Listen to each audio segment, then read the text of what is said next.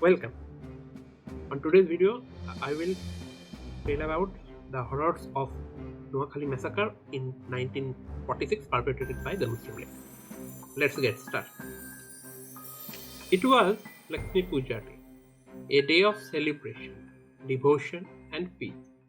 But in the land of Noakhali, a terrifying storm was brewing, on one that would change the lives of thousands forever.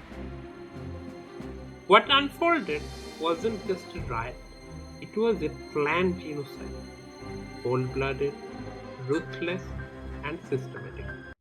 A chapter so dark it was slowly wiped from our textbooks, our films, and our collective memory.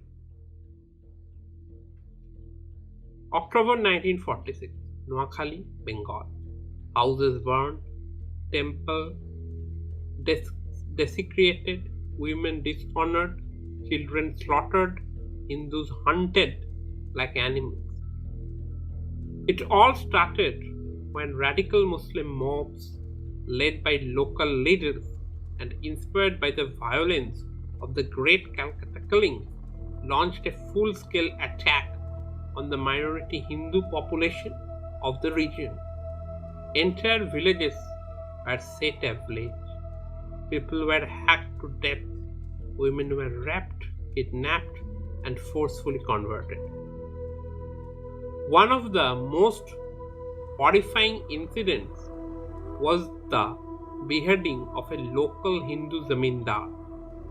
His severed head was taken as a trophy and paraded around. His family, gang raped, mutilated, and butchered. This was not a random act of violence. It was designed to instill fear, to drive out the entire Hindu population. More than 400 Hindus were brutally murdered, and tens of thousands were displaced. Over 50,000 people were forcefully converted to Islam. Women were the worst sufferers, kidnapped, raped, and taken as slaves. Hindu men were either killed or forced to convert. This was not just violence, it was ethnic cleansing, and the world looked away. Even leaders like Nehru downplayed the events. In a shocking statement, he said he was relieved that 400 Hindu peasants had been gunned down and the balance had been slightly restored. Mahatma Gandhi visited Noakhali in the aftermath, walking barefoot from village to village, preaching peace, but no justice was delivered. No trials, no punishments, no reparations, and soon the silence grew deeper. The survivors were forgotten, their stories never made it to school books. No Bollywood film was made, no memorials were built. But why? Because the narrative didn't fit the image of a peaceful partisan. Because the victims were the wrong kind. Because acknowledging this would mean accepting that India's partisan wasn't peaceful or mutual. It was soaked in Hindu blood. Today, Noakhali lies in modern day Bangladesh, and most of the Hindu population has vanished.